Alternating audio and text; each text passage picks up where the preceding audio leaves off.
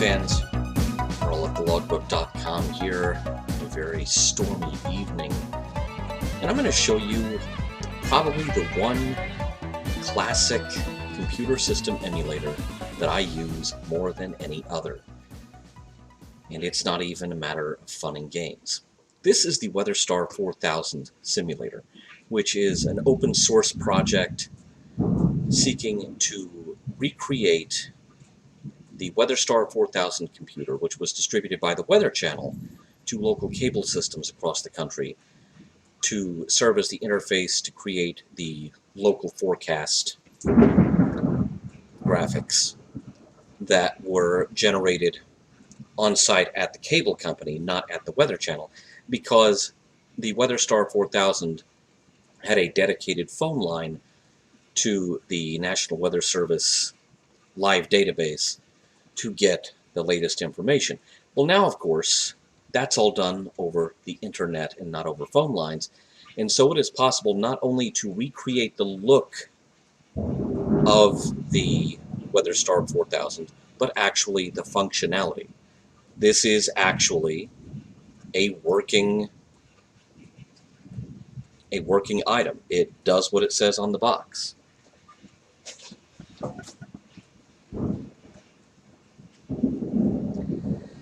So here we have, well, there you go. Yeah, it is working because we have a severe thunderstorm warning from the National Weather Service in Tulsa, issued at 4:03 a.m. Oh, we have a flood watch too. Yikes. All right, well, you're getting the full demo here. National Weather Service in Tulsa has issued a severe thunderstorm warning. Yeah, I think I hear it outside right now. You know, say. Sebastian County, that's where Fort Smith is, in west central Arkansas. East central LaFleur County in Oklahoma. So, and yes, it actually pulls up live radar data. Okay, yeah, I can see we have a severe thunderstorm warning. But by the way, that's actually the sound of the storm going on right now. Out of all of these locations, I am closest to Fort Smith, although not too close. I'm about 35 miles away from it. Still plenty loud, I'll say. So, as you can see, you can set up, you can set up where it is, tell it what state you are, tell it what forecast office. Unfortunately, the Fort Smith area, despite the fact that we are right smack in the middle of Tornado Alley, we no longer have our own weather service office, so we now get all of our information from Tulsa. So there you have your primary city. You can set up a backup city. I have Fayetteville set up as that. The local observation cities, which you just saw. You can set up regional travel cities. I don't think I have the travel cities on this flavor, and I'll explain the flavors in a moment. But you can, you can have a travel forecast. You can set how sensitive you want the radar to be. The flavors and seasonal playlists basically define what will appear. You can actually set it up to run something that has none of the maps or anything like that, if that's what you want. The ad crawl messages, again, duplicating the functionality of the WeatherStar 4000, it was possible to do advertising messages as a crawler across the bottom, which, the cable company would sell that, I'm sure, for a, probably not very much because it was just a text crawler.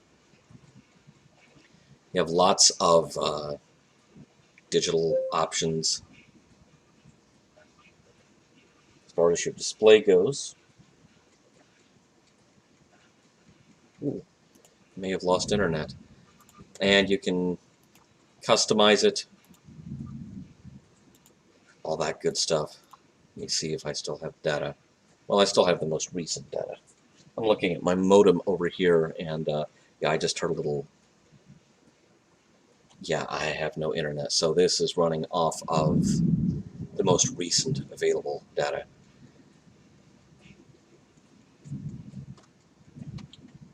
If my other machine has interwebs, let's find out. This is very much an off-the-cuff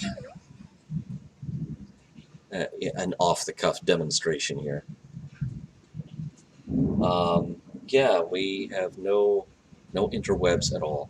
So what this is running off of is the most recent information that it has. It'll be interesting to see what it does when it hits. Okay, it's still got archived radar data. Eventually, if it can't pull any current information, it will, it'll say something like no report, or radar data unavailable. But this is very much a working thing. And, for those of us who kind of liked the Weather Channel of the early 90s, kind of liked that look and feel, and I, for one, I was very much a Weather Channel viewer in the 80s and the early 90s, back when it looked like this. I just thought this was a very neat, very handy, very concise way of conveying weather information.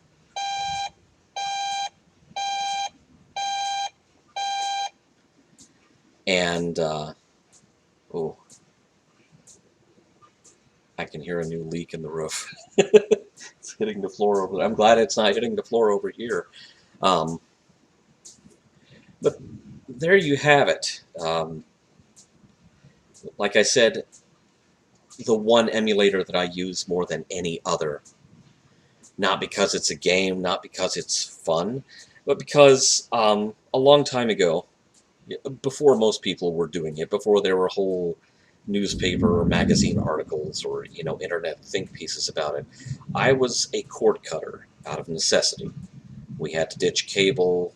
We couldn't hang on to Dish Network or anything like that because the cat was talking to me. Now that's not why. It's okay. It's okay. They're getting a little worried. Purely for cost reasons, and I was very much one thing I was very concerned about in getting rid of cable, because we were in an area where over-the-air signals did not reach, because we were in close proximity to a pretty decent-sized hill. And so the things I began investigating were something that would display real-time weather information on one of the computers in the house. And I discovered this, an earlier version of this, and just fell in love with it, because not only does it provide real-time information, and it provides an audible alarm if there is a warning, but it displays it in a format that I have always found very instinctive, very concise, very easy to read. You sit here, you look at it for about 3 minutes, you have what you need to know. So you can go download this yourself, and it does take a little bit of doing on the configuration end. The configuration for this, despite the fact that this is a lot more user-friendly than it used to be. All of this GUI stuff where you get to input the information, it's a lot more user-friendly than it used to be. But it still takes a bit of doing. It still takes about as much configuration as, I'm going to say, early MAME did. So, you will need to know where to look up lists of, the 3-letter abbreviation codes for individual weather service offices and things like that. And you'll have to be able to look up